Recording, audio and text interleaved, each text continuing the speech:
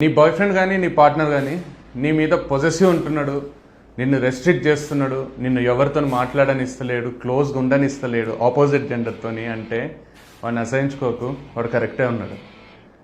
అరే మాకు తెలియదా ఎవరిని ఎక్కడ పెట్టాలో, ఎవరిని ఎంతలో ఉంచాలో అంటే మీకు తెలియదు.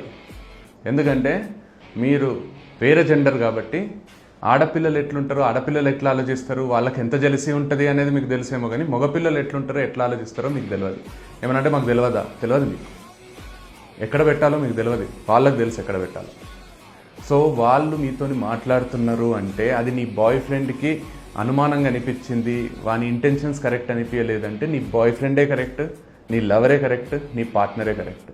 వాళ్ళు ఏ ఉద్దేశంతో చాట్ స్టార్ట్ చేస్తారు, ఏ ఉద్దేశంతో నిన్ను పొగుడతారు, ఏ ఉద్దేశంతో నిన్ను కంఫర్టబుల్ ఫీల్ చేపిస్తారు, అంత అమాయకంగా నటిస్తారు, అంత మంచోళ్ళలాగా పోర్ట్రే చేస్తారో మాకు తెలుసు, మీకు తెలియదు.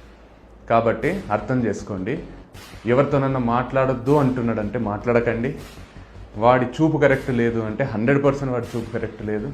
వాడు మంచోడు కాదు అంటే గుడ్డిగా ఒప్పుకోండి వాడు మంచోడు కాదని.